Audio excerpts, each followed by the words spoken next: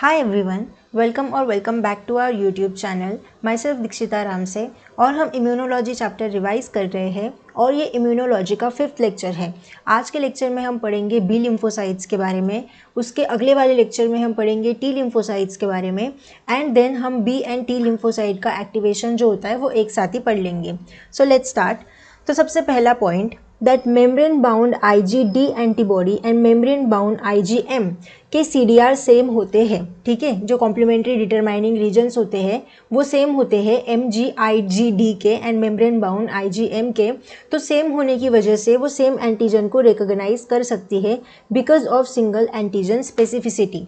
लेकिन दो सेल के CDR अगर डिफरेंट होंगे तो वो डिफरेंट एंटीजन को रिकॉग्नाइज करती है। ये एक कॉन्सेप्ट आपको याद रखना है। उसके बाद सपोज करो कि यहाँ पे एक बी सेल मैंने निकाली है जिसने कभी एंटीजन के साथ एनकाउंटर नहीं किया। ठीक है, उसका और एंटीजन का अब तक कोई भी इंटरेक्शन नहीं हुआ है। इसका मतलब होता है कि वो नैइव या फिर अनप्राइम बी सेल है, यानी कि उसने अभी तक एंटीजन के साथ एनकाउंटर हुआ ही नहीं है, इंटरेक्शन हुआ ही नहीं है, मतलब वो नैइव यानी कि मासूम सी बेचारी बी सेल है। तो ऐसी जो बी सेल होती है वो G0 फेज में प्रेजेंट होती है। लेकिन सपोज करो कि कोई एंटीजन आया और बी सेल एंड एंटीजन का अगर इंटरेक्शन हुआ तो क्या होगा कि वो अपनी सेल साइकिल को रिज्यूम करती है और अपनी G1S एंड G2 जो फेजेस होती है उनको वो कंप्लीट करती है। ठीक है, जो M फेज, G1S, G2 जो सारी फेजेस होती है वो उनमें से गुजरती है तो डिवाइड होती है। ऑफ कोर्स डिवाइड होगी तो बन गई भाई दो सेल।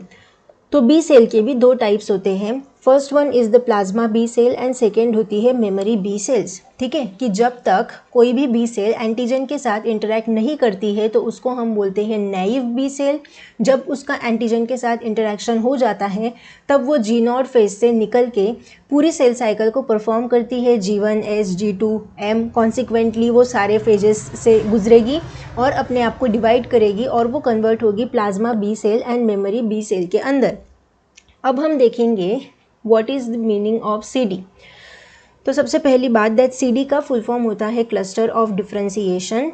ये क्या होते हैं? दे आर द प्रोटीन और glycoprotein present at the cell surface. ऐसे प्रोटीन या फिर ग्लाइकोप्रोटीन यानी कि कार्बोहाइड्रेट प्लस प्रोटीन जो सेल सरफेस के ऊपर प्रेजेंट है उनको बोलते हैं हम CD। It provide identity and uniqueness to the cell. ये सेल को आइडेंटिटी एंड यूनिकनेस प्रोवाइड करने का काम करते हैं। It could also act as a receptor. वो एज अ रिसेप्टर भी एक्ट कर सकते हैं and can be share by other cells. ये अदर सेल्स मतलब ये हमें कॉमन भी देखने को मिलते हैं, जैसे कि जो CD45 होता है वो सारे इम्यून सेल में हमें लगभग देखने को मिलता है और वो RBC के ऊपर भी प्रेजेंट होता है। ठीक है, तो ये तो हो गया that CD can be share by other cells as well. तो देखो कि यहाँ पे मैंने निकाली है B cell.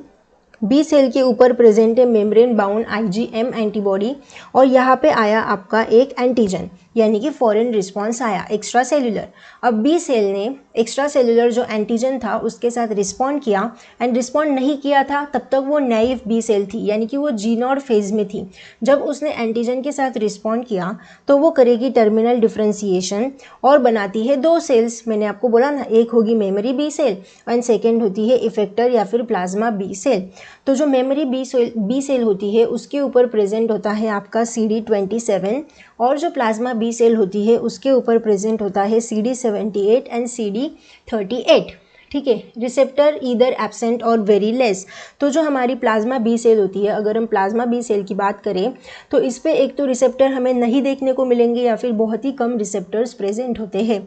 For 9 to 10 days produce IgM, यानी कि पहले जो 9 to 10 डेज हो गए उनमें वो प्रोड्यूस करेगी IgM एंटीबॉडी को, यानी कि म्यू चेन को वो प्रोड्यूस करती है एंड 9 to 10 डेज के बाद ये प्रोड्यूस करती है alpha, gamma and epsilon chain को, जिनसे हमें कौन कौन सी एंटीबॉडीज़ मिलती है? IgA, IgG and IgE।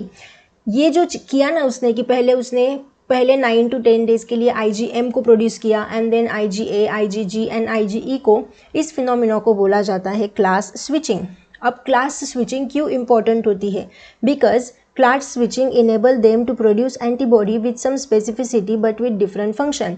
कि क्लास स्विचिंग की वजह से वो सेम स्पेसिफिसिटी की एंटीबॉडी प्रोड्यूस कर सकती है, लेकिन वो फंक्शन डिफरेंट परफॉर्म करेंगी। ऑफ कोर्स IgM और IgA, G और E के फंक्शन अलग अलग है ना, तो स्टार्टिंग के दिन में वो अलग फंक्शन परफॉर्म करेगी एंड देन अगले में अलग फंक्शन परफॉर्म करेगी।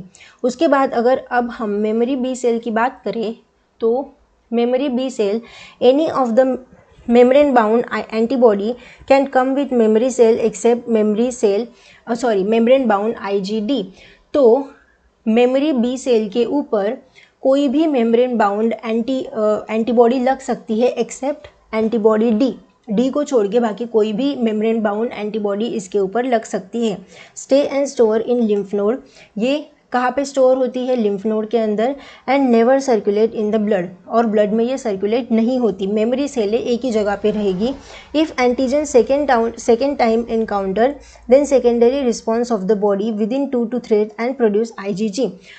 मेमोरी सेल यानी कि पहली बार जो इन्फेक्शन हुआ है हमें, तो वो मेमोरी सेल उसको याद रखती है, और जब वो सेकेंड टाइम एनकाउंटर होता है ना कोई भी फॉरेन पार्टिकल, तो सेकेंडरी रिस्पॉन्स प्रोड्यूस करने का काम करती है मेमोरी सेल्स, और वो IgG एंटीबॉडी को प्रोड्यूस करने का भी काम करती है। Produce and secrete the antibody through out the life ये एंटीबॉडीज़ को सिक्रीट करती रहती है, और इसकी हाफ लाइफ होती है 15 to 20 ईयर्स। ठीक है, तो ये तो हो गया मेमोरी बी सेल्स के बारे में। अब हम और एक टॉपिक पढ़ेंगे जो कि है properties of antigen to be recognise by B cell, कि एंटीजन के पास ऐसी क्या प्रॉपर्टीज़ होनी चाहिए ताकि बी सेल उसको रिकॉग्नाइज करके उसके साथ इंटरैक्ट कर सके। सो एंटीजन होना चाहिए फ्री फॉर्म के अंदर, एक्स्ट्रा सेलुलर होना चाहिए, अनप्रोसेस होना चाहिए, हाइड्रोफिलिक उसके पास प्रॉपर्टी होनी चाहिए, और अनबाउंड होना चाहिए, किसी के भी साथ बाउंडेशन नहीं होना चाहिए। इफ़ एंटीजन इज कार्बोहाइड्रेट और lipopolysaccharide then directly recognise by the B cell. अगर एंटीजन कोई भी कार्बोहाइड्रेट है या फिर लिपोपॉलीसेकेराइड है, यानी कि लिपिड एंड कार्बोहाइड्रेट का अगर उसमें कंपोजिशन है, तो बी सेल एंटीजन को डायरेक्टली रिकॉग्नाइज कर लेती है, डायरेक्टली उसको पहचान लेती है।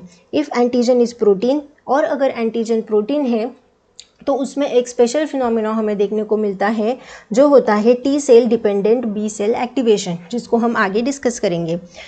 सो सपोज कि ये है आपकी बी सेल के ऊपर है मेम्ब्रेन बाउंड इम्यूनोग्लोबुलिन कोई भी, और ये आया भाई प्रोटीन। देखो कि मैंने बोला ना कि T cell dependent B cell activation क्या होता है, तो ये आया प्रोटीन, और बी सेल के ऊपर होते हैं IL-4 और IL-6 के रिसेप्टर। IL क्या होता है? इंटरल्यूकिन, जो कि एक तरीके का साइटोकाइन होता है। तो बी सेल के ऊपर प्रेजेंट होता है IL-6 एंड IL-4 के रिसेप्टर। फिर होता है रिसेप्टर मीडिएटेड एंडोसाइटोसिस।